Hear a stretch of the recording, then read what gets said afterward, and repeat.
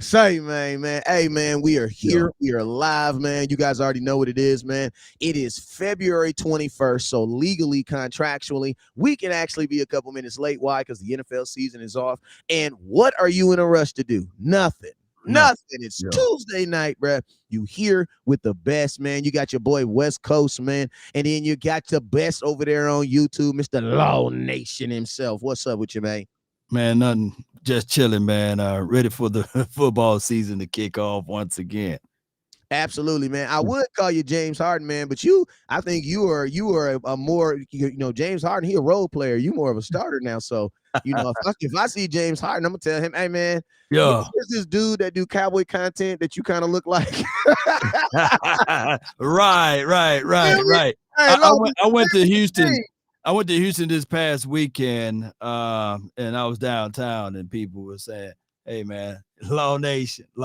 So it's refreshing to know that I can go to Houston, Texas, and people still yell out "Law Nation" versus James Harden. And by the way, I'm 11 years older than James Harden, so he do look like me a little bit. Facts. Facts. Yeah, I know. Me and Drake share a same birthday. So people be like, oh my God, what's because you have the same birthday as Drake? I'm like, bro, I'm 40. You know what I'm saying? He is my birthday.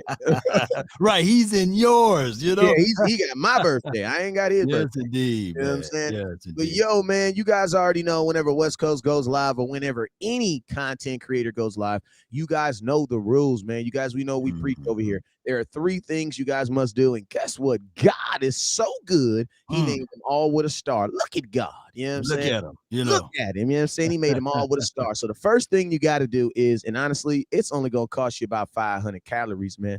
So the first thing I need you guys to do is I need you to hit that share button. So I need everybody right now to hit that share button, no matter where you are. If you're on YouTube, you got to hit that share button at the bottom down there. Share this content to someone's email. Share it to someone's Facebook. Share it to someone's Instagram account. Share it to anybody's inbox that you have access to. If you're on Facebook, I need you to share it to every group that you imaginable. I need you to share it to every inbox imaginable. Everybody to hit that share button, and it don't cost you nothing but some calories. Okay. Now, if you're watching on Facebook, there's these things called stars. What are stars? Stars are the same thing like YouTube, like super chats. All they are is a monetary way for you, the content receiver, to show the content creator, who is that? What Law Nation, your boy West Coast, that you rock with us, man, and that you want the content to grow. Listen to me, man. There's gonna be times that you guys are gonna be mad at these Cowboys. You're gonna be mad at Jerry. You're gonna be mad at the nation. But remember, the content creators, we are here doing our job, and we just as pissed off as you. You feel me? But like my daddy said, it's better to be pissed off than pissed on. You know what I'm saying? Yes, indeed. We definitely will not piss down your back and say that it's raining. We're going to give you guys the real truth. Yes, we're not going to draft CJ Stroud with the 26th pick because we know better, right? He's not going to be. That was a ridiculous alley-oop, bro. That was an accidental alley-oop, bro. That was an accidental one right there. Go ahead. Yeah. Want the truth? You can't handle the truth. You already know how it goes, man. We freestyling today. So whatever on your heart, soul, and sinew, let's get with it, man. So it's the off season. This is the season of lies, man. So talk to me. What's the best lie you heard so far? Oh man, listen to me. I got a couple lies, but before I get in them lies, let me do real quick. Let me slide through here. Real quick. And let me say what's up to a couple people that pay bills around here. You feel me? Do that. Let me see real quick. My boy Dan, appreciate you, Dan, tapping in over there. My boy El Frucho, appreciate you for tapping in over there. YouTube, I see a bunch of people from YouTube that's pushing in. Cotton, what's up with you, Cotton? Brian, appreciate you. Mike Hoodlum, I appreciate you for tapping in. Tony Hogan, I appreciate you guys. Listen to me, man. You listen to me. I know a lot of people get upset with West Coast because I talk about stars and super chats, but I'm gonna also let you guys know that this stuff is not free. You know what I'm saying? And every person that you see on here, no matter if it's Boss Cowboy, Law Nation, even it's down to the smallest person that is only have one person that's watching, guess what? It costs them something to bring that content. And just like you support Denzel Washington, Brad Pitt, all your favorite rappers, singers, and comedians, Guess what? Put your podcasters on there. We don't get residuals. That's the sad thing about that. Think about that, Law. We don't you do a fire content telling some Cowboys about something that changes the world, and you don't get no residuals off of it. None. Yeah, well, it is what it is at this point. It's a grind for your mind, and you're right, man. So the support of the nation is from you all, and I really thank each and every last one of you all for that support by hitting that like, share, and supporting via stars and beyond super chats. I really appreciate it. Yep. And now you said you want to talk about some lies. We got a couple lies, but you know what I'm saying? You know, this is like it's a lie, but it's not like a whole lie because it ain't like happened yet. You know what I'm saying? Right. I will say this: there are some folks out there that got some bills to pay, and listen to me, and this is what I learned about in this content creation world. There's two type of content creators, right? There are people who kind of report on the news and then they give their opinion of what they're reporting on, right? Right. And then there's people, kind of like myself in Law Nation, where we don't really necessarily report on what the Cowboys are doing. We kind of just let life happen, and then we give you our opinions of that. Now, the reason why I like the latter is because since I'm not waiting for like exclusive news, because technically I don't think there's going to be too much exclusive news in February because Jerry's on a yacht somewhere in the middle of the world, right? So because of that, Law, I'm gonna tell you, it's a lot of money to be made in the exclusive world, though. Don't get me wrong, it's a lot of money to be made over there. Them boys is making good money over there breaking news. You know what I'm saying? But I'm saying the only thing that sucks is like from February to like July when there's no exclusive. You're kind of left to kind of like not necessarily make up some exclusive, but you know what they do with fiction movies when they don't know what really happened, they just kind of put a little salt, put a little extra, you know what I'm saying? They put a little extra in there. So you do have guys out there right now who are, throwing content out there like the Dallas Cowboys being intrigued with CJ Stroud. Now, intrigued is such a big word. If you didn't go to one of these good high schools out here, listen to me. If you didn't go to one of these big high schools, if your high school was more about football, you might be thinking, now what the hell intrigued mean? No, they should know it. But it is what it is, man. A lot of people embellish, and that's the better way to say it. They love to embellish what's going on. The reality of it is that you leave no stone unturned. Player evaluation is 365, and you're supposed to comb through everybody with a fine-tooth comb. But there are things that people will like to look at to sell it, right? Yep. So, and that's just the reality of what we are in between this time frame until after the draft. And then after the draft, there will be more and more details about, hey, the Cowboys was this close to drafting this guy, but what happened is that he didn't brush his tape or his braids was too long. That type of conversation always happened around the draft time. Yeah,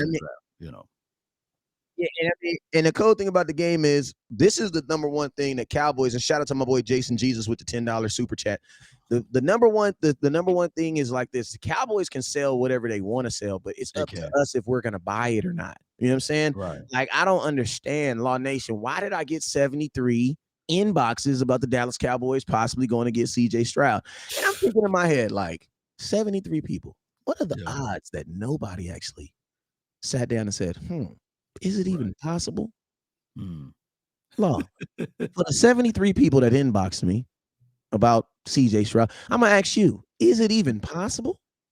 I mean, it is possible, but it's not likely, right? It's not likely. So there have been situations whereas players do fall from grace, especially heading into the draft or what have you. Maybe they can find a gun under the seat. Maybe they can find tainted blood. Maybe that's something that can happen. Slapping of the girlfriend or something crazy, looting the bank or DUI. Those are things that can happen. But 9 times out of 10, CJ and Bryce Young and those boys are real clean cut guys, and that is not going to happen. And think about this. Any reason that makes them fall would probably be a reason that would make you not want to draft them at all. Because, I mean, there are teams that are going to need quarterbacks that are going to miss on them now. But I want to just talk about the word intrigue. Like when someone says they're intrigued with someone, like if it's technically the Cowboys' job to be intrigued. Right. Why? Because this is the draft. Like, you should be intrigued with every eligible draft person. You know what I'm Right. saying?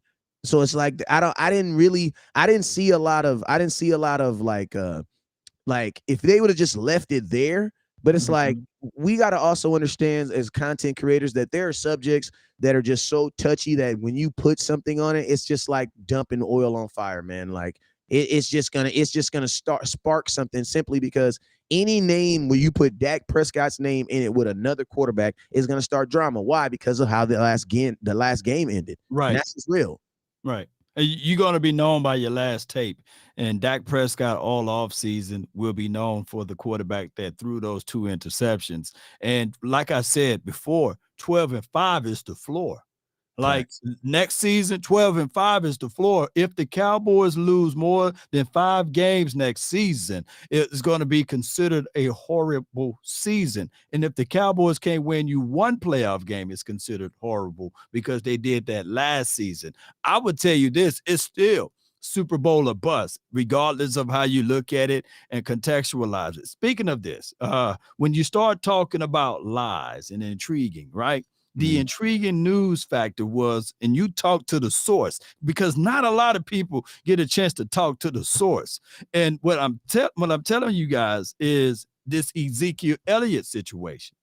It was intriguing for the 4-letter, the 3-letter network to come out and said, hey, Ezekiel Elliott will take a major pay cut, a massive pay cut. Remember, they got in front of that before it actually came to news. Can you explain? And since we're using big words, can you expound upon that?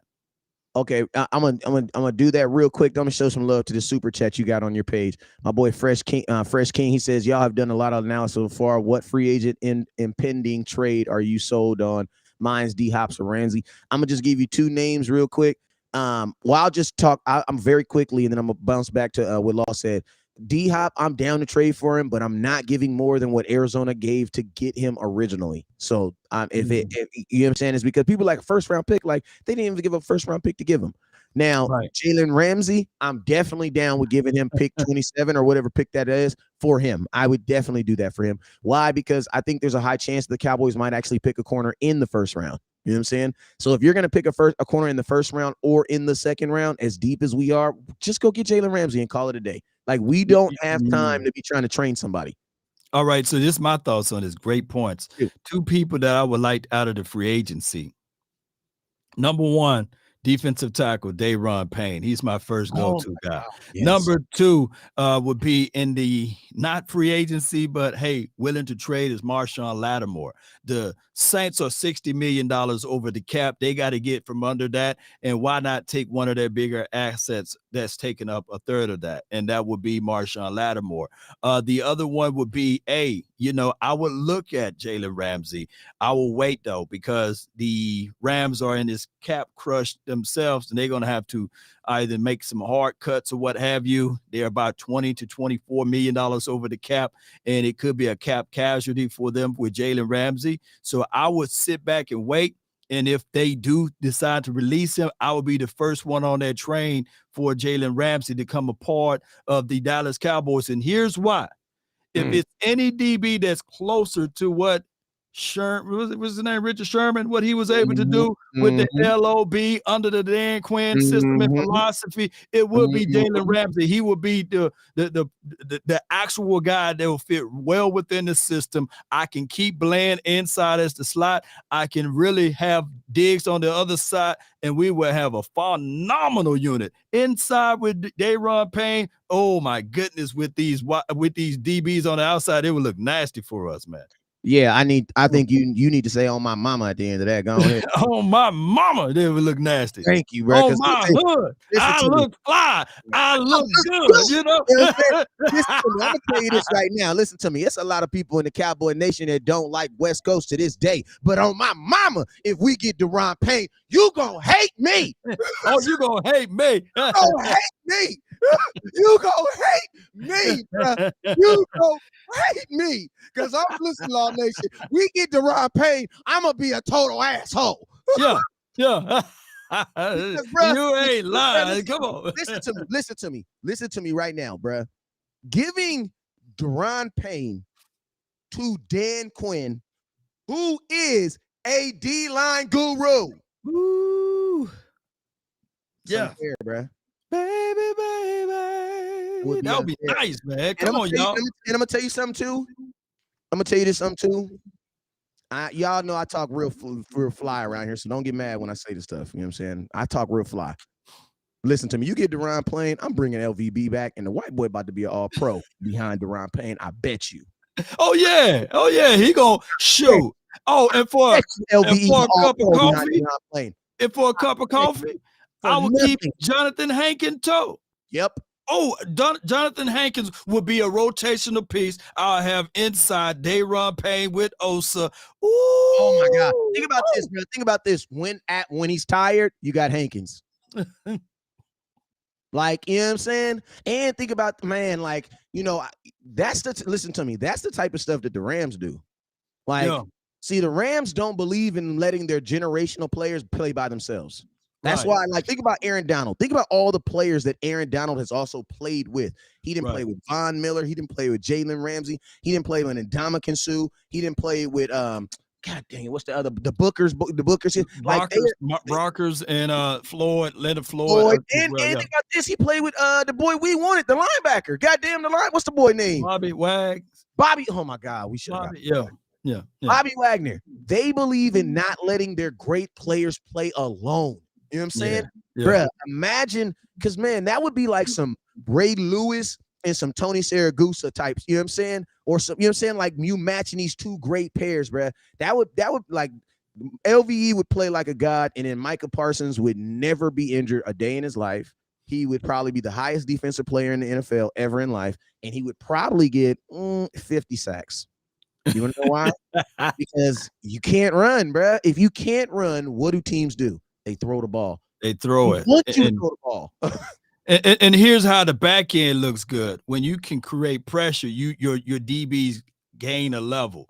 I've seen a few comments in the chat where people said, hey, Ramsey slowed down or not. Yeah. And that because they didn't create pressure last season. And they didn't have the levels of safeties that we had over here, like a J-Ron Curse or a Donovan Wilson, who we going to have to talk about in a few, as well as Malik Hooker. So when you start adding pieces around said player, their elevation of game becomes even better. So I get what people say with Jalen Ramsey. That's why I said, man, if we could figure out a way, man, to get Marshawn Lattimore, oh my goodness, man, that would be crazy, bro.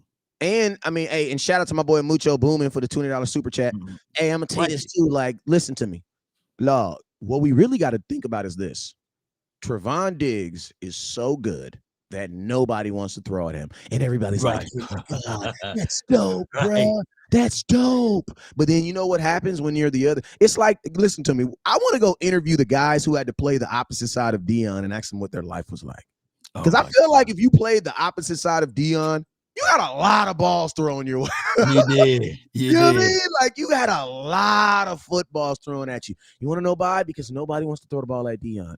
Well, guess what? Nobody wants to throw the ball at Trevon Diggs. So guess what that meant? That means Anthony Brown, while he was playing, was the second most targeted corner in football. So you know what that means, Law? You know what that really means? That means my second corner has to be almost as good or just as good as my first corner. Yes, and that's a good problem to have. Right. It means your number one corner is good.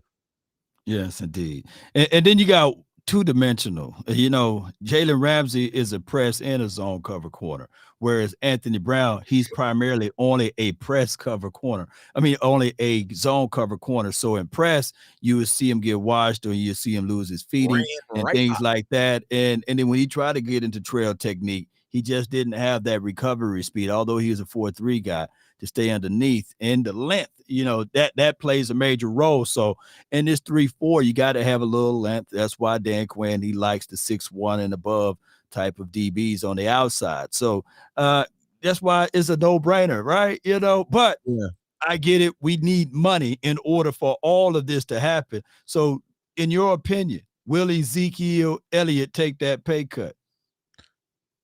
This is my thoughts on a pay cut. First off, before I take a pay cut, I want to know why. God damn it. Like, cause we got money right now. Y'all acting like we pay cut because do we got to sell the jerseys and the helmets to make rent? Like, is that what you're saying, Law? Well, we $7 million over the cap right now. $7 million over the cap, but you have a natural. Listen. This is the funny thing the Cowboys be trying to tell us. Like, they created Dak Prescott's contract for it to be redone. Like, that's the whole reason they created the contract the way it is. So you're naturally gonna get money that's freed up naturally. Yeah.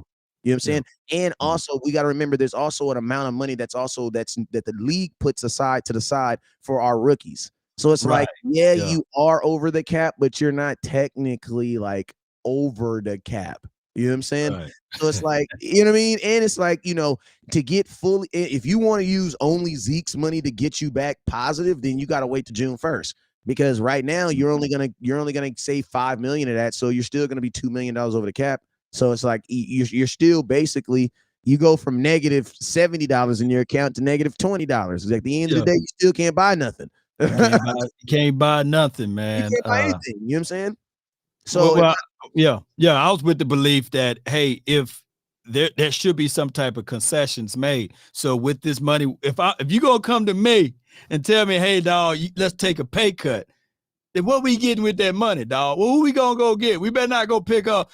Y'all say it with me. Y'all know who I'm about to say. Well, you better not go pick up a James Washington. You know what I mean? With the money that you fool around and recouped and saved, because that was the plan. You said a brilliant point last week or the last week before last when we had this conversation. Yeah, they replaced Amari Cooper, but they never replaced CeeDee Lamb.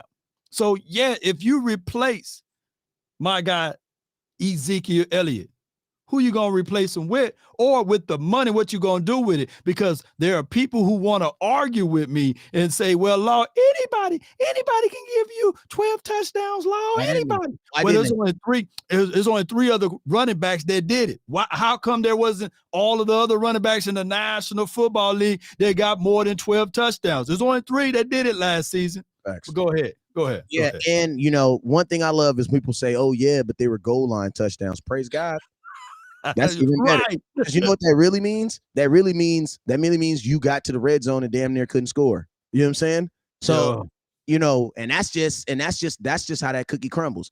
The cow at the end of the day, man, for fans that say, there's just a lot of fans that have this expectation of Ezekiel Elliott to be the same guy his rookie season. And if you guys look at it, there is not one consistently like running back that's just been consistent. That's just how to run him. That's just how it is. But there have guys that you look over their career and you will look at them and say that they have been consistent in what they do. Now, I'm going to tell you this right now. When you're talking about money, when you're talking about a contract that we agreed upon, and if you want me to, because see, there's a difference between restructuring and taking a pay cut. If I take a restructure is basically I have $10 million over 2 years, right? That means I'm gonna get $5 million over the next 2 years. A restructure is when they say, okay, West Coast, this is what I'm gonna do. We're gonna give you an $8 million signing bonus. They can do it two different ways. They can either add a third year onto my contract, divide that $10 million over 3 years by then dropping it, because 10 divided by 3 is less than 10 divided by 2. You know what I'm saying? So they can do it that way. Or they can do what they've been doing a lot of times is they take the $10 million basically and they just give you like a signing bonus of like $6 million.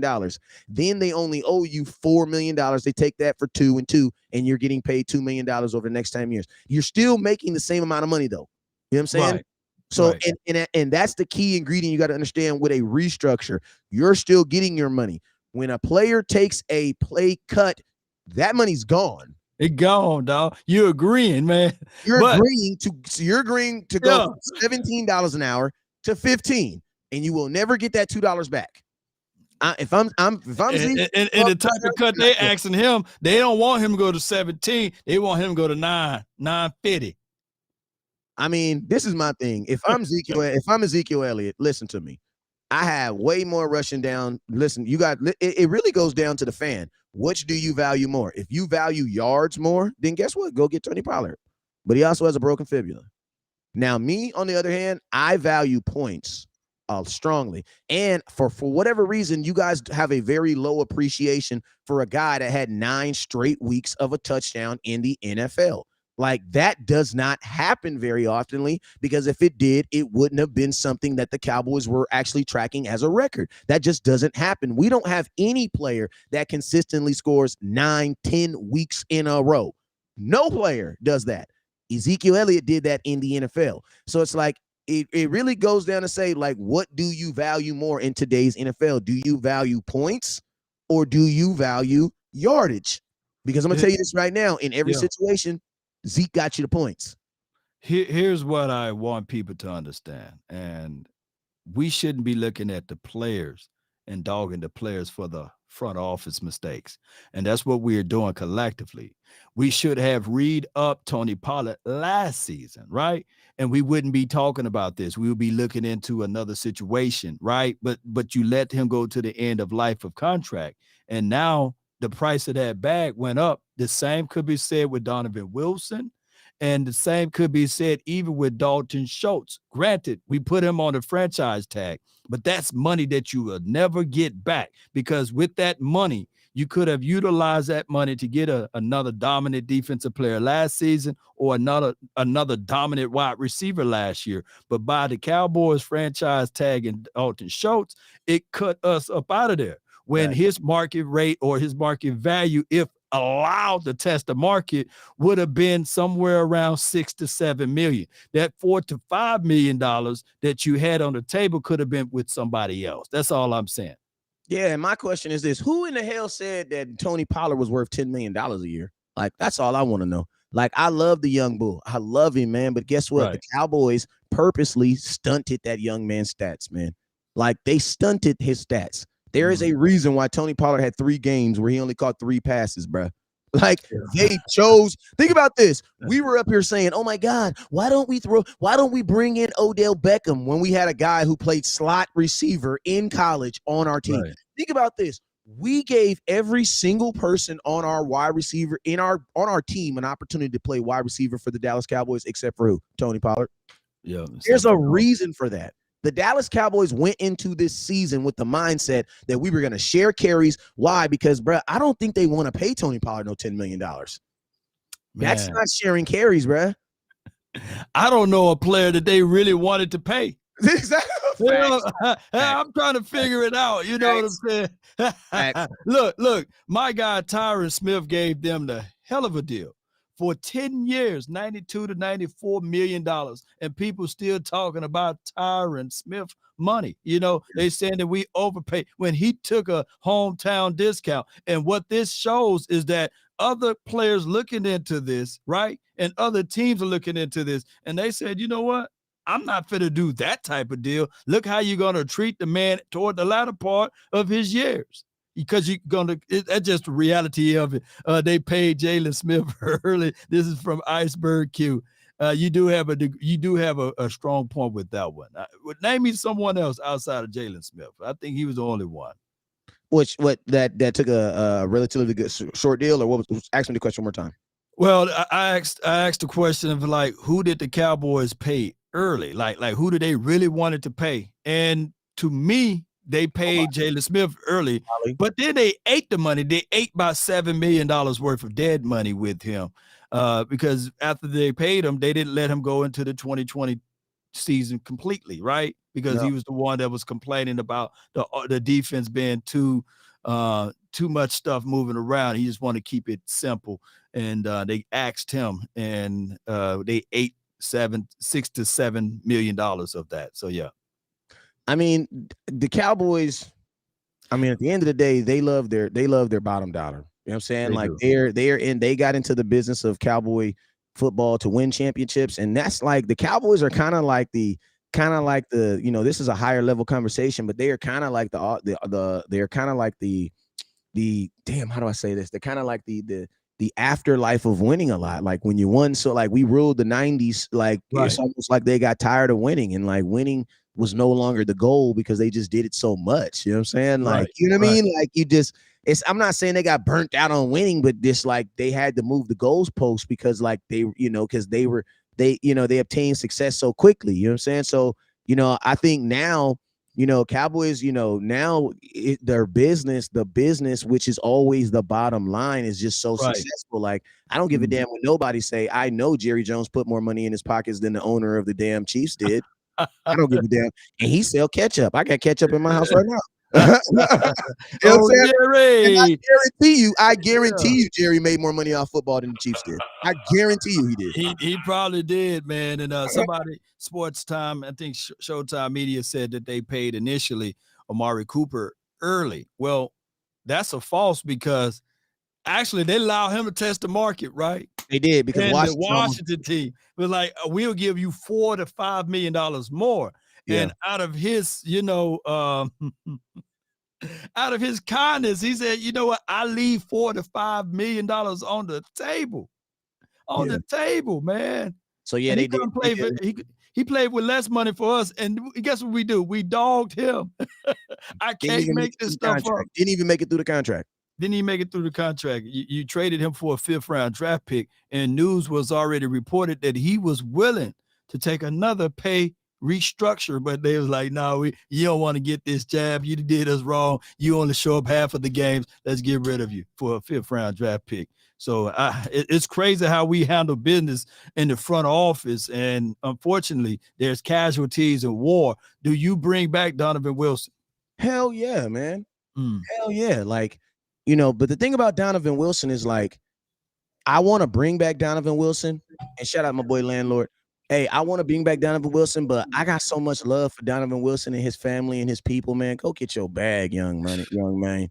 Like that's probably one of the downfalls of, getting to know these guys and getting to know their parents and things like that, and hanging out with these folks. Right. Like, I'm gonna keep it 100 with you. Like, I know the Cowboys are not gonna do Donovan Wilson well, bro. Like, they don't. Like, I know for a fact Donovan Wilson, to stay in Dallas, he will have to take less money. And I'm, to be honest with you, I don't believe he should. I don't believe he should, man. Like, you got to think, man. One of my really good friends is a guy named Sharif Wright. This dude made a gang of money in the NFL, played for the Buffalo Bills and the Raiders, and played for the Ravens too. And he told me, man, we watched the game, and he was like, dang, he plays safety himself. He's like, man, y'all play a lot of safeties in the box, man. Like, that's crazy, man. He like, man, I had to talk to my agent about that. Like, and y'all, a lot of y'all won't understand what I'm saying, but what he's saying is, bruh, a safety playing in the box all game like that, man, that's gonna mess my money up. Why? Because I'm gonna be injured, bruh. Like, I'm gonna be running up against linemen, against running backs. Yeah. Like, and he did that, bruh. He deserves, technically, if he wasn't on the Cowboys, someone I think would be looking to pay him Jamal Adams money. No doubt, man. Ooh. And you know what? You know what's crazy? They better get this stuff together, because even with Micah Parsons, and Parsons not going to hold back. He's not going to hold back. So do you pay him as an edge rusher, or do you pay him as a linebacker? Because those different levels to that far as money. So it's about to get crazy with the Cowboys in the near future because of how they utilize players on the defensive side of the coin. Hey, shout out my boy Matt Batten. Hey, I'm gonna tell you, with Micah Parsons, the best thing to do with Micah Parsons, honestly, is accept the fact that for at least 2 years he's gonna be the highest paid defensive player, and then that's it. You know what I'm saying? Like that's just that's like the Cowboys. We don't, like, the Cowboy fans. It was so hard for us to get over. Oh my God, Dak is the highest paid quarterback in football, and look at him throw the ball. Look how he flings it. Look at him. And then the next year he went from 1st to like 7th. You know what I'm saying? Like I think the Cowboys and us fans next year, the goal should be to sign Micah Parsons after his 3rd year. Like, you need to treat Micah Parsons just like Zeke. Sign him the day he's eligible to be signed. Sign him. The reason being is because you will never get him cheaper than that day. Right? The price of the bag goes up. That is the cheapest that day. If whatever that day is, that Micah say Micah Parsons can be eligible, what is it? I can tell you today. The Super Bowl is probably going to be February 13th, 2024. So February February 16th. I got you right here.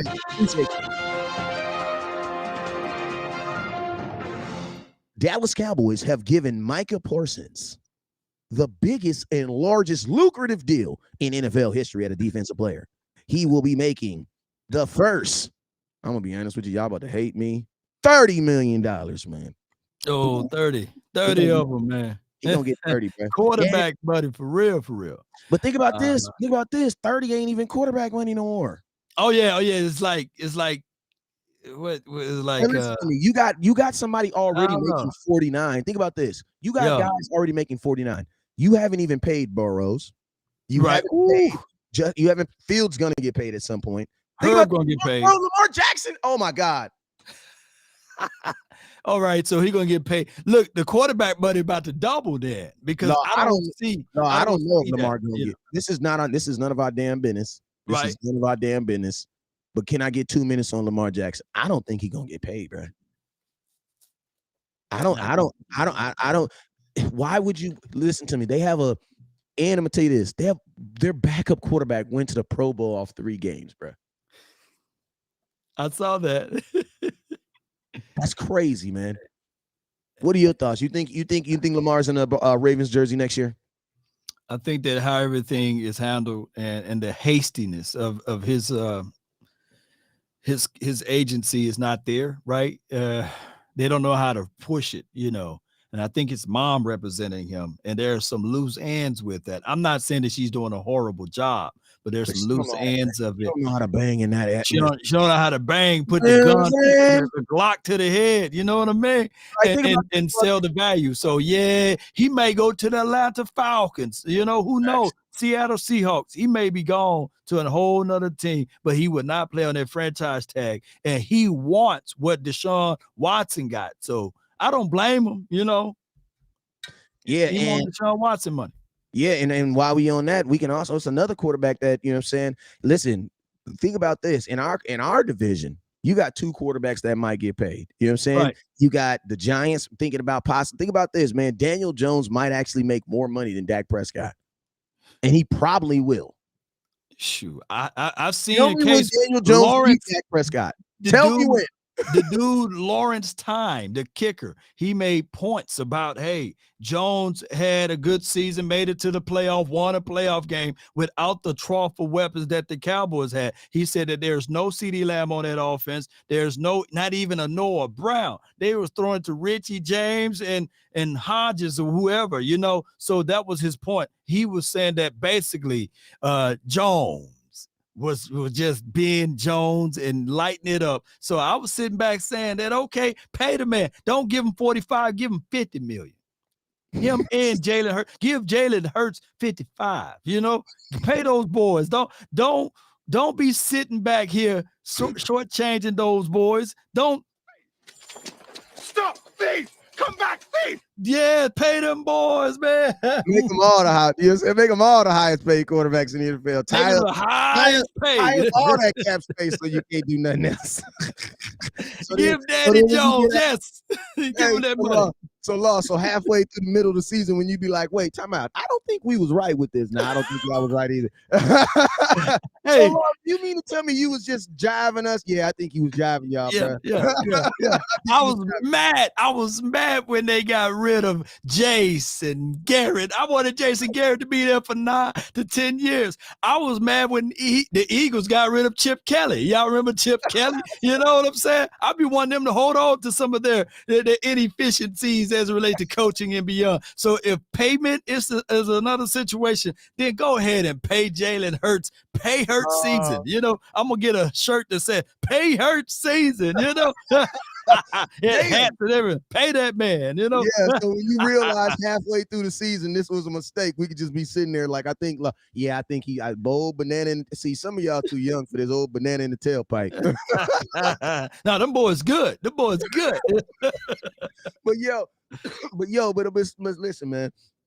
That's the conversation, man. That's the conversation that we have, man. And I want to actually throw this bone up there, man, because people use that same conversation in Landlord. We're going to talk about a conversation we had a crazy conversation we had on our live this morning. And people use that same conversation when they talk about a one Dalton Schultz, man. I want to know, because listen to me, Dalton Schultz, he was this beloved feature when Jason Witten was here. We just thought he was going to be the replacement, and we loved him. And then something happened over the last 2 years, because y'all hate him about as much as y'all hate Jalen Smith now. What did Dalton do to y'all, bruh? What did he do? This dude Dalton Schultz, man, he blocked me and then he unblocked me, and now I'm blocked again probably. But Dalton Schultz, man, he was a guy that I counted out when he originally got here, and then he improved for a year and a half, and I said, man, this Dalton Schultz, y'all might as well go ahead and pay that man. But they went with the philosophy with the franchise tag. And I didn't agree with, which we all didn't agree with, right?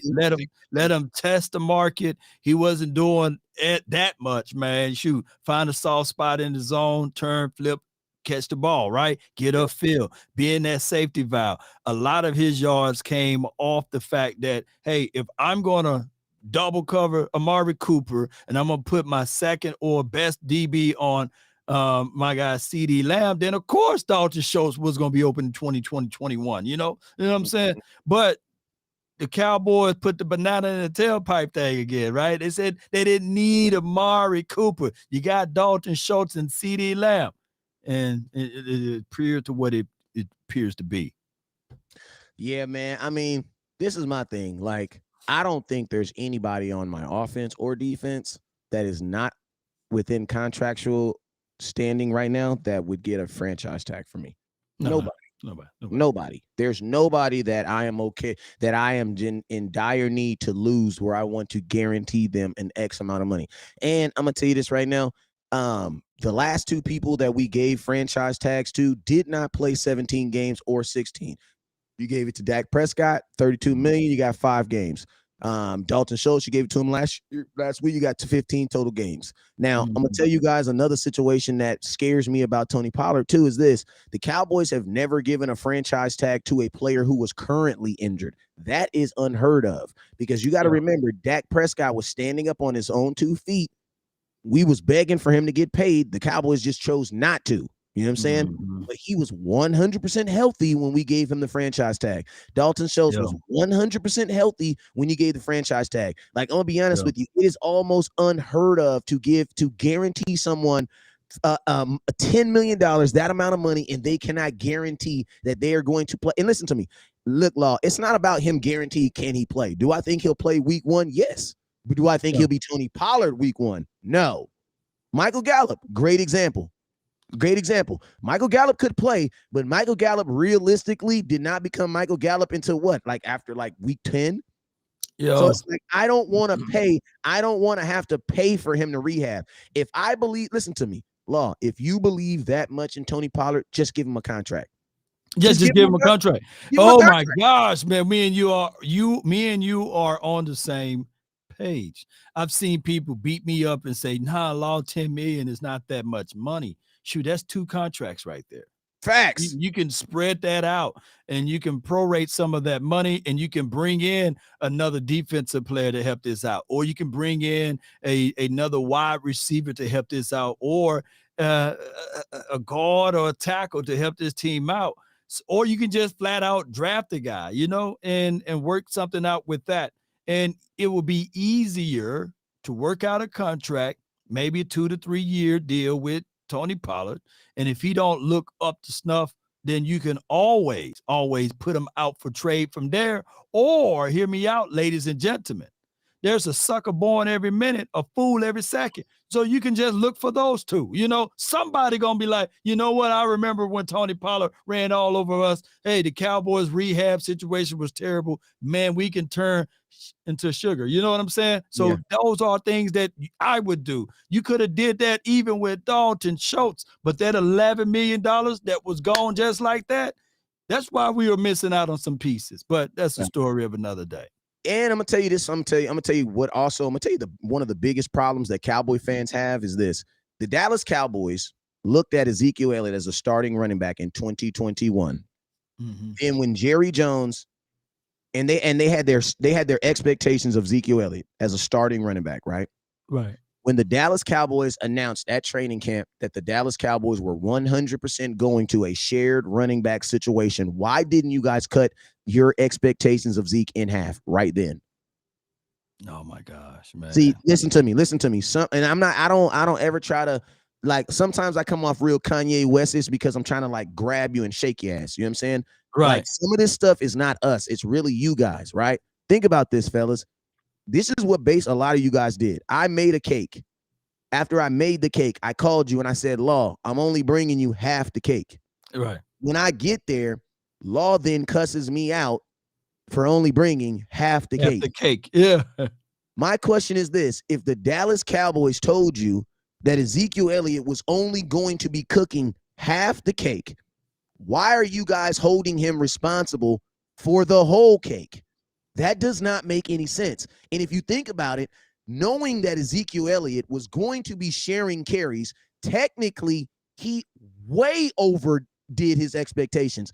Because, bruh, I don't know a running back in a two-back system that has – and think about this. Zeke missed 2 games. Right. He averaged 68 yards. Think about this. He was only 127 yards away from hitting 1,000 yards, and he missed 2 games. Yeah, like, it's a situation. Whereas when I look at Ezekiel Elliott, yes, he's going to have half of the production with half of the time. Now, granted, I get with what you're saying, but on the flip side, you know, even Alvin Kamara never had 1,000 yards rushing, right? So you can't split in carries. You can't. It's hard getting it split in carries. But what I'm gonna say here is when we look at both running backs, I think that they were beneficial to this team. But nice. What we can't say with this particular team is that Kellen Moore, the offensive coordinator, was horrible for the quarterback and the wide receivers, but he was great for the running backs. Yeah. You know, if people think about that, you know, the decline of Ezekiel Elliott production happened in 2019. Well, what else happened in 19? Oh, they got a new offensive coordinator, a whole new philosophy. So what I'm trying to say is I'm not going to beat Ezekiel Elliott up for having lack of production and lack of skill sets that we've seen the previous years, right? But I can dog for sure let you guys know that even Ezekiel Elliott, don't y'all know who was the #1 receiver in 2018? You're the same guy who was your leading rusher? Yeah, Ezekiel Elliott. No one had more receptions than Ezekiel Elliott in 2018. And what did we do in 2018? If I'm not mistaken. Yeah, 76. Yeah. On top of that, ladies and gentlemen, did we win a playoff game in 2018? Right? Yeah, we beat the Seahawks, lost to the Rams. Yeah. And did that person that won the game in the Seattle Seahawks, did he put up 120 yards rushing? Yes. So what I'm saying here is that decline, that whole debacle came in 2019. Now, I'm not throwing any salt and shade at Kellen Moore. It's just facts. He just didn't know how to use all of his weapons. Hey, shout out to Mr. Cowboy. And think about this, Law. This is what I be telling folks, right? Like, if in a perfect world, right, you're looking at Zeke and you're like, okay, Zeke is, he declined, okay? Right. What percentage of his decline do you hold Kellen Moore responsible for? And that's really the question that fans gotta ask, because see, what me and Law feel is like this. The data says more to the fact that Zeke probably still has it. And think about this. Think about this, Law. We're only asking for a year to see if it's true or not. Like, we're not asking to read, let's sign Zeke for 5 years and that. No, we're just saying don't do it this year. Like, what if it is a coincidence? Like, think about this. I'm going to give you a better example. If Dan Quinn never comes to the Dallas Cowboys, you never hear about Donovan Wilson. And on my mama, I'll stand 10 toes. And let me tell you why. Because I made 7 videos about the Dallas Cowboys should start Donovan Wilson, should play Donovan Wilson, should get action to Donovan Wilson. I'm going to tell you why his mama got so much love for me, because all the content I made on her son. Oh, yeah. Mama Wilson, she will praise you. She'll support. And let me tell you this. Let me tell you this. If Dan Quinn doesn't come here, a guy who believes in his safety playing the way that Donovan Wilson plays, bro, Donovan Wilson in 2020 was doing nothing on Mike Nolan's defense? Nothing. No. Where he got a turnover versus the Eagles and went right back to the bench. I mean, we can make a long list of that. We can talk about also J-Ron Curse. He wouldn't have got paid, man, at all, period. Right? And we don't know what or who Micah Parsons would have became, right? We'd have just been sitting there like, all right, this dude is athletic, super really athletic, but we don't know what he'll bring to the table. It's so many unknowns. So coaching do matter. And we can clearly see that when a player goes to a certain system and fool around and foul right in, we'll never know what they'll look like in another one. So yeah, you're right, man. I kudos and credence to you for that. Yeah, and it's like the money says it makes more sense, man. Like does the money say to go more with your thought? Because like think about this: if your mind is saying that Zeke fell off, then that means you have to be able to like, because to Jerry, this is all business, right? So it's like at the end of the day, he gonna have somebody that's making points for Zeke staying. Then he's gonna have a guy that's gonna be making points for Zeke going. You know what I'm saying? Yeah. I just want someone to make a valid point on Zeke going, because us just saying, oh, we can replace him with anybody in the draft. Okay, I'm gonna ask you guys a question. When has the Cowboys effectively done that? Because we didn't just, how long was Byron Jones gone? How long did it take you to get Trevon Diggs? And Trevon Diggs is way better than Byron Jones. Think about that, bro. How often, I mean, think about this year. You let Amari Cooper go. How good did we do at replacing that? Man, James Washington, Jalen Tolbert. and here's what I got to tell people. They're like around April, May, right around June and July, not a single soul would have backed me up when I said, hey, I ain't really sold on Jalen Tolbert like that. You know what I'm saying? Mm-hmm. But everybody, the draft will always bring in hopeism, right? Yep. So when you get into the draft, hey, nobody, Jalen Tolbert, hey, we won't even miss Amari Cooper. Jalen Tolbert, he's going to come right in and he's going to be more aggressive. He's going to pull the ball out of the sky. And then we're going to entertain you guys with James Washington. This team is going to be better, right? So when I'm on the fence and I'm telling everybody, hey, man, go get DK Metcalf. Oh, Lord, you know what I'm saying? You're losing hope on this team. I said, no, go get a proven commodity, right? So the same could be said with this running back situation and scenario. It's going to be hard for somebody to fabricate 12 touchdowns. And I'm not saying that Ezekiel Elliott is not washed or not the same Zeke from 2016. But what I'm saying is just make sure you replenish, so that's just the reality of it, And Law, we don't, and this is the problem though. We don't have, I can't support that because, and that is a very open way of thinking. The only time you should not have that open way of thinking is in marriage. Listen to me. When you get you married, stay with her. Even if you think it's better, it's not. You know what I'm saying? In every other situation, always be upgrading. You got an iPhone 12, go get you a 14. You know what I'm saying? Don't go get you a Karen and you got to go upgrade to the Karen 2.0. I promise you, she ain't gonna cook, clean, to do none of that stuff you like. You know what I'm saying? But in every other situation, man, you should upgrade. But listen to me, man. But hold on, before you go to that point, though, for every dime you see, there's somebody that can't stand her, though. You know what I'm saying? I can't stand that girl. Hey, Kanye divorced Kim Kardashian. And think about this. She done been divorced 3 times. As much as people want to say Kanye the problem, all I'm saying is 3 is bigger than 1. That's all I'm saying. Kim might be the problem.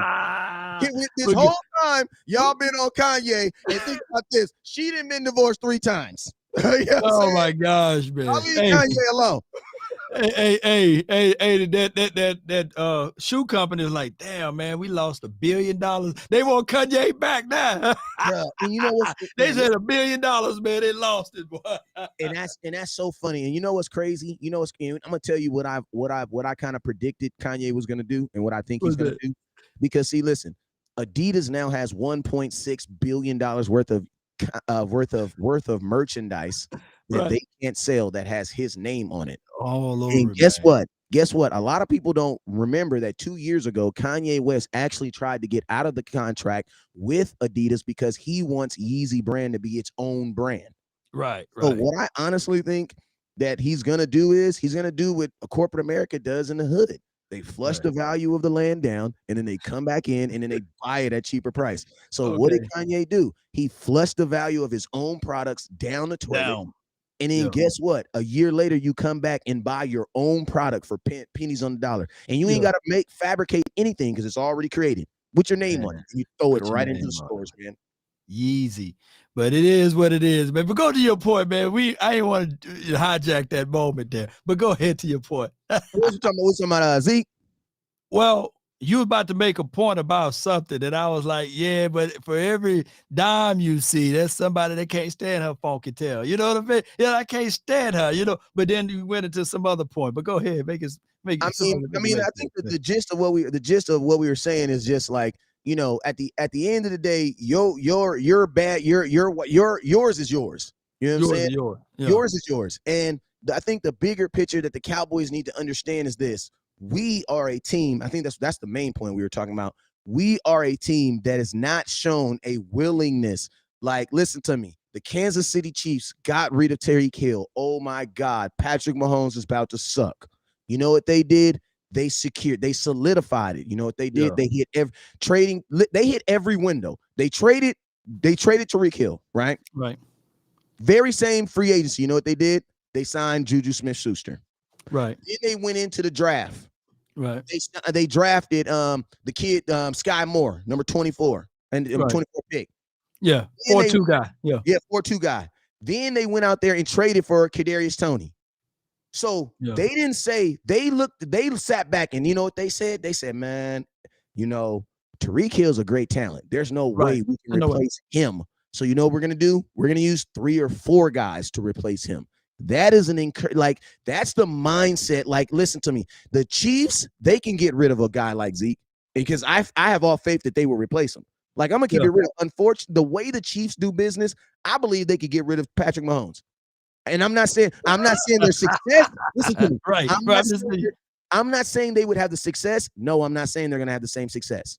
But what I'm saying is, I would think within 2 to 3 years, they would have somebody else in there. Why? Because they're not giving it the chance. Like the Chiefs, they don't believe in next man up. No. What did they give for Tyreek though? Because they didn't let him go for a 5th round draft pick though. By the way, so what did they get? Somebody put that in the chat, and then we got to understand too. I get it. Tyreek Hill, phenomenal, but what people do is they dismiss Travis Kelce. You know what I'm saying? He requires 2. When you got he requires a linebacker underneath, and he requires either you're going to put a DB of a cornerback size or a safety over top. And both of those things are mismatches. You know, they got 5 picks for Hills. Ooh! So they actually won because when you're talking about a game that's chess, not checkers, right? Yeah. When you running the ball, you trying to eliminate boxes, right? You trying to keep people out of the box. When you got a Travis Kelce, he's going to take care of 2 guys. Remember, it's 11 versus 11. So now you got to look at it from that aspect. And of course, last year they had Eric Bieniemy. Now he's going to Washington land, and we'll see what he can do over there. But for the meantime, in the between time, it's about mismatching and scheming. Those 2 touchdowns, dog, that Pat Mahomes threw in the Super Bowl, either you could have ran that route or I could have ran that route, and we would have scored, right or wrong. Facts. I mean, because he schemed wide open. When the last time we schemed something open? Listen, I'm going to tell you, this is what I've learned. This is what I've learned in football, just coaching. If I look on film, like, how does an offensive coordinator judge the play calls that he make? Not necessarily on the success of the play, because sometimes people just fall down on plays and they just keep running. Right.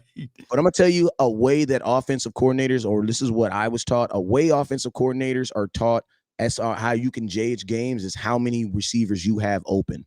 Because at the end of the day, you got to see it like this. You know, if every wide receiver could just run a route and get open, every wide receiver would be making $20 million. Like, there's a reason why you have a number 1 receiver and a number 2 receiver and a number 3 receiver. Now, my question is this. who is it the job of the offensive coordinator to get the ball to one guy, or is it his job to get to everybody? It's his job to get to everybody. Yeah. So exactly. So most offensive coordinators really only have one guy that can get open by himself. And guess what? A lot of these teams in the NFL don't have that. You know what I'm saying? Yeah. So it's like when you look at, like, that was another thing that I saw about Kellen Moore is how often did you just see CeeDee Lamb wide open?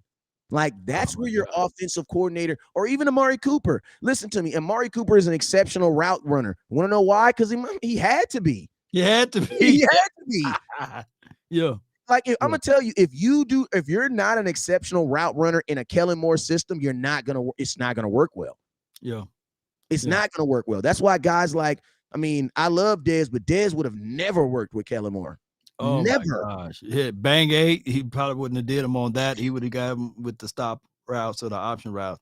And it would have been some fighting in the locker room with that, So, yeah, I always wanted Dez in the West Coast system. I wanted him on your slants. If you go back and watch what Megatron did to us, and of course, that was many a moons ago, those slant balls, man, on Brandon Carr, just leverage, right? Where the safety is lined up at, trusting you guy on the outside. And all I seen was Jeff Heath tackling Aaron and my guy, Brandon Carr just lost in space, and that's using your size. And if you look at this team on our wide receivers, I wouldn't have my guy with a coming off of an injury, recovering ACL on stop routes or coming back routes or comeback routes. I'll have Gallup on slants, man, or I'll run him on a 9 or a deep skinny post or something like that. I wouldn't have him doing all of those. He doesn't need to do anything that requires him to do a sudden movement while running straight. Right. That already is not a good that already is not like, that's not good for folks who healthy. You know what I mean? No doubt, man. Oh my God. On that alone, you know what I'm saying? By themselves. So, my boy Landlord, we had a conversation about that too, and he was saying the same thing. And he was like, Cowboys shouldn't be running him on anything that got to do with his legs, feet stopping. Like, no, let that boy keep running. Like, and if you can't stop, just run to the locker room. You know what I'm saying? Don't even just keep on running. You know what I'm saying? Don't even stop. You know what I'm saying? But that's one thing I will say about this, and because everybody's making a big deal about who's the offensive coordinator, who's going to be the offensive coordinator for the Cowboys. We already know who's the offensive coordinator, but I think it's just entitled. You know what I'm saying? Because at the end of the day, they've made it very clear that Mike McCarthy is going to be the guy that's going to be calling the plays. And, under a Mike McCarthy system, he believes in them two-back system. He believes in them two backs. He also believes in his tight ends. Y'all remember it was a tight end from Mike McCarthy that killed us in 2016 on the sidelines. That was not a wide receiver. That was a tight end. Yeah. I forgot his name. Is the tip of my tongue, but it's always some tight end that we can't remember that makes. Remember, we wanted him, but we was like, hey, it is what it is. He got us too. What's his name? Y'all put his name in the chat. And it was on my guy Byron Jones too, man. On the right side. Yeah, Cook. What's Cook's first name though? Jared Cook. Jared Cook. Oh my gosh, he got us. But the first time he didn't. When Byron Jones played press on him, he couldn't get off the release. It was an incomplete pass. But on the third down and long or what have you, they went into a soft zone look. And I said, man, that is not up that lane for Jones. Because remember, Byron Jones was getting cooked as a safety. Yeah. But when they put him down to press, my goodness, man, that where he flourished, right? Yeah. When we got Chris Richard in the house to put him down as a DB to press, and we was like, yeah.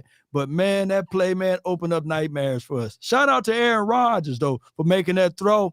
But they held David Irvin, though. Yeah, they held David Irvin. I was just about to say shout out to the ref who was standing right in front of David Irving and literally did not see him, bro.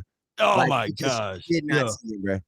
Yes, did not see him. Man. You know what I'm saying? Hey, let's do a rapid fire before we get up out of here, man, because there's a bunch of topics that people have been throwing in the comment box. I want to make sure they get their love, man. And the one name that I keep seeing thrown in there is Mr. Bijan Robinson. What are your thoughts on Bijan? Phenomenal, man. I got him as a tier 1 running back, man. Phenomenal. I don't think he'll make it all the way to the 26th pick, but if he do, it'll be hard pressed to pass up on him, especially looking at the temperament what we have with these running back room right now. Question: is he more Zeke or is he more Tony? He's a mixture of Zeke and Saquon Barkley if they were to have a Ooh, baby. okay. Yeah, but I'm just Next telling you, question. man, he's Next good question. though. His Next boy good. question. Next question. What happened with him in that Alabama game? Because man, that's my boy lost him. Not my boy lost. My boy Boss Cowboy. He's like, man, you gotta watch that Alabama game. Yeah, Man. watch the Alabama tape. Yeah, he got folded, and yeah, he got folded. At least you keep it real, Yeah, Law. I'll keep it real with you, man. You I know, thought you was running gonna back. put some thought on it Yeah, or something, man. But yeah, listen, man. I ain't gonna lie to kick it to y'all. Now, far as this team, I'm high on Gibbs. Gibbs he might run a 4.2 something, man. I was reading reports, man, from some of these running backs out here. LaDainian Tomlinson, he loved Gibbs. So let's not sleep on Gibbs. Let's not sleep on Sean Tucker and some of these other running backs that's coming out.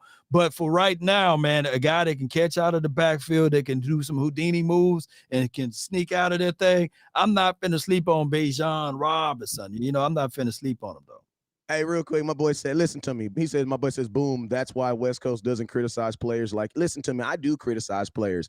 I just don't, I have restraint when it comes to players because a lot of you guys go overboard with the criticizing of players. You know what I'm saying? Like, you know, Right. you know what I'm saying? Like, you know, I think you guys, you know, and to be honest with you, if you notice, a lot of your favorite content creators don't do it either because we understand what's called restraint. You know what I'm saying? But fans, you guys want me to be on here and be all upset. Like, I don't feel that the last year's season was a failure. I don't No. I don't feel that it was a failure. And a lot of folks will be like, oh my God, you gotta criticize and hate. No, I don't. Like, it's hard. Here's my thoughts with Ezekiel. I to this day think that the NFL robbed that man. They took his soul from him. If you just look at 2016 Ezekiel Elliott, and then you just fast forward to 2017, the countenance on his face, man.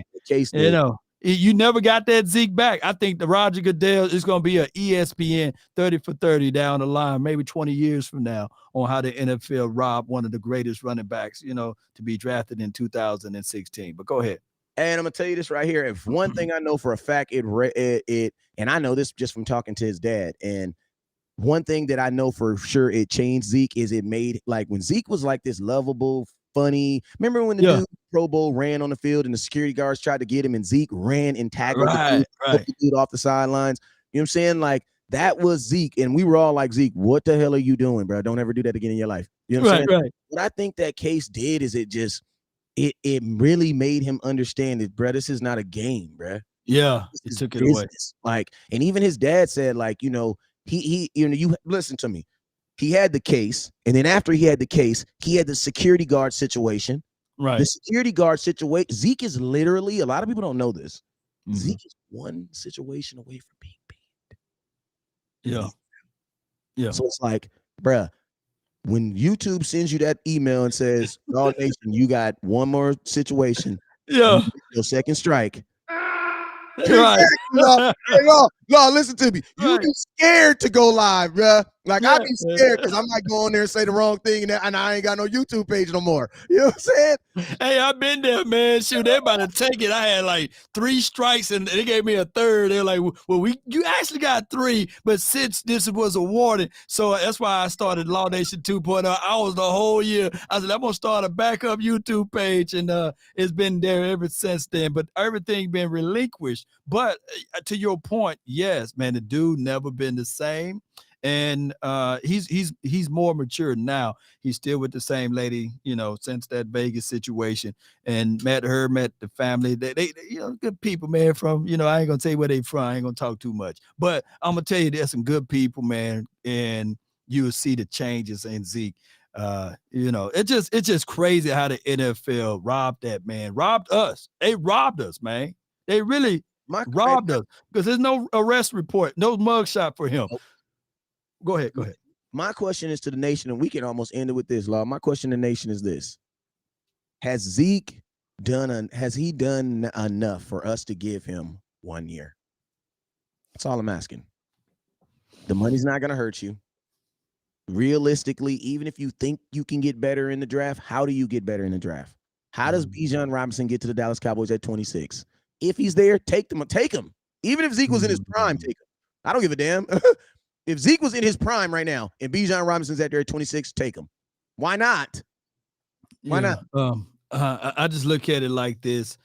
I think that probably Jerry Jones is in love with Zeke, but I don't think anyone else is. Zeke back is against the wall. Mike McCarthy never been a fanboy of the running backs. By the way, he always had Jags as running back. So throughout his entire career. And he had Eddie Lacy, but he was Donut Lacy at the time when we seen Donut Lacy. But think about this. He also, one thing I will say about Mike McCarthy too, though, is this. Look at the running backs that he had over his career. Bro, when you have Aaron Rodgers, throw the ball. Like, you can't have, like, that's why I say for Mike McCarthy, he's had such dominant quarterbacks. Like, bro, there's not a run. Unless you had Emmitt Smith on your team, you have Joe Montana. Mother could throw the freaking football. You know what I'm saying? You have Aaron Rodgers in his prime.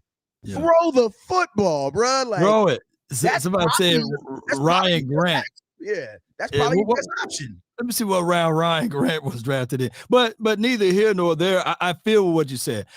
As a true football fan, we deserve to see Ezekiel Elliott in a true system, a scheme. Somebody, if the doggone Brian Schottenheimer can make Chris Carson look good, and I hope his career, I can only imagine what Zeke will look like now, right? So we deserve that chance, but for right now, I think that what they're going to do is they're going to call Ezekiel Elliott into the meeting room, and they say, hey, we want this massive pay cut if you want to stay.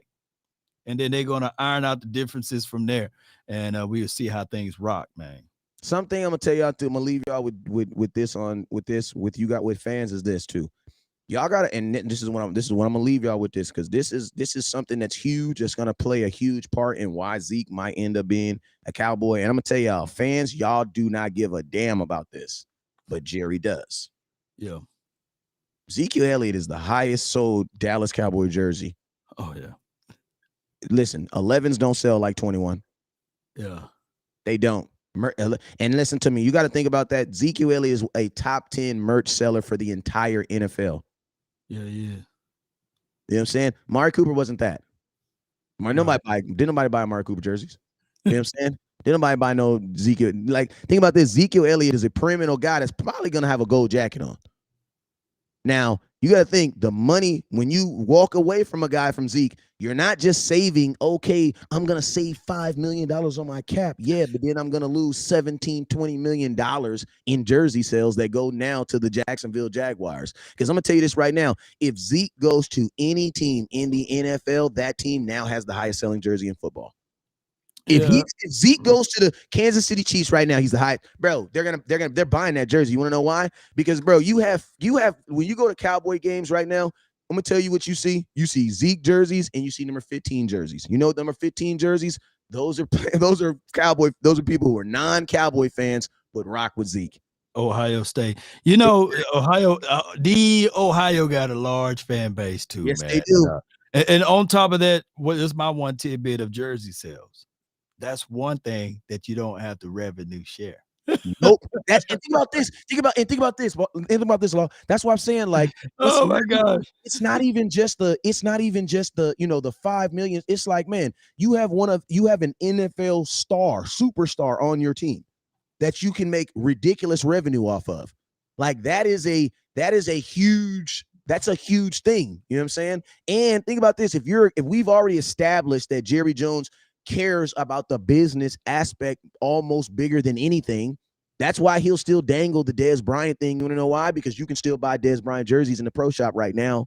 Yeah. Right I now. mean, at the end of the day, man, I'm not going to take that away from you, man, because I know Jones family, they don't like money. They love it, you know? So them boys love money, man, and they know how to sell it. And they would tell you if there's anything that they would do to get back to the Super Bowl, they would write a check out to do it. And that's the biggest lie told of all times.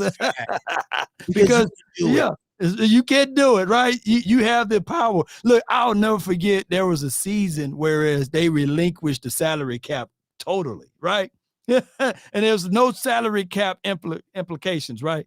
The Jones family sat still. You know, I was like, wait a minute, what happened to that? If there's anything that you would write out a check for to win the Super Bowl talk, what happened to it? But that's a story of another day, man. I got to get ready for the final word, but I appreciate you, my guy. Yes, sir. And hey, man, you guys already know what it is, man. Y'all can follow me tomorrow on tomorrow morning at 10 a.m., man. Your boy West Coast. I will be live. I appreciate you guys for tuning in, man. For everybody that just caught my content for the first time ever, man, I'm gonna tell y'all this, man. I purposely the way I am. Why? Because we all got to be different. You know what I'm saying? We all got to be different. If you a Cowboy fan, just know it's all love. And if it's an Eagle fan, you ugly and your girlfriend's ugly. You feel me? I meant everything I said to you if it's an Eagles fan. But if you a Cowboy fan, just know it's all love. Hey, man, Law, I appreciate you. I appreciate you. Oh, that bird got shot, y'all. Hey, I appreciate everybody for watching tonight. Make sure you guys go. Hey, stay tuned in. The final word is rolling in right after this, man. And you guys already know what it is, man. Never look down because the star's up. Peace. Man, I love that one, man. Salute.